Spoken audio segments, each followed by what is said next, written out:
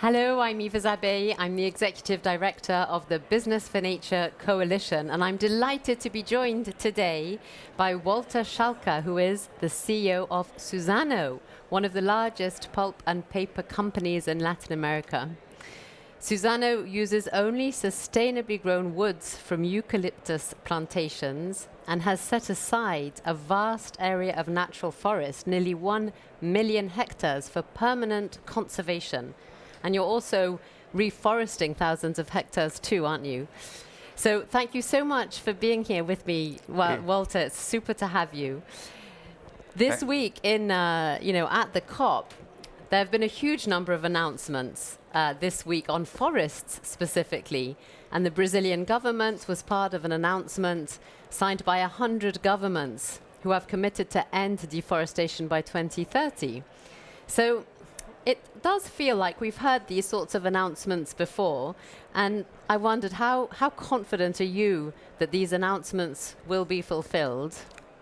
Thank you very much for the invitation to be with you here. It's a great pleasure. And I would like to tell you that I'm very confident that we are turning the needle and moving the needle right now. We believe that the countries and the business sector now is pushing very hard to have this situation. We believe that we are not going to accept any more deforestation in the coming years, and we are going to see a huge decline on deforestation, mainly on illegal deforestation in Brazil. That represents 97% of the total deforestation. If we address that, we are going to be in a much better position worldwide and in Brazil as well. Oh, well, that's good to hear. Good to hear your optimism there. I must say that, some critics would argue that plantations growing only one species of tree to make single-use products are perhaps not really an environmentally sound business model. They can reduce biodiversity and consume resources. Do you think it's really a model for a sustainable business? We do have the access of biomass. Biomass is going to transform the future because it's going to replace fossil materials. This is the possibility that we are going to see how we can change the world, and we have a pledge to replace 10 million tons of plastics in the coming years. Not only using that on replacing single-use plastics, but as well to enter in other addressable markets, such as textile market, to replace polyester and other products as well.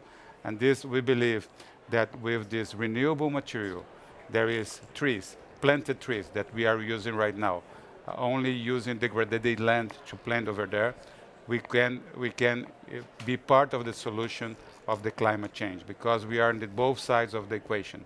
We are absorbing carbon in one side, in the other side we are replacing fossil materials.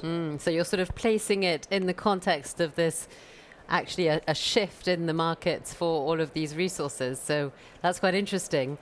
Another thing that's come out at the COP is the critical role that indigenous communities have, and there have been criticisms here that indigenous communities have not been part of the negotiations here.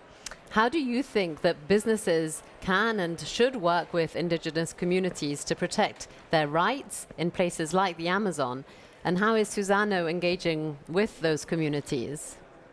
We are not in the Amazon area, but we do have indigenous communities close to our operations, and we do have a very close collaboration with them to have their rights preserved, their land preserved, and in addition to that, to help them in order to have sustainable income.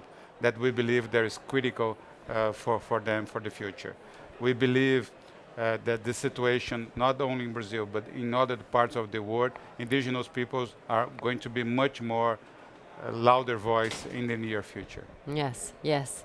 We must learn from and hear those voices, that's for sure. And then just finally, you recently launched a sustainability-linked bond.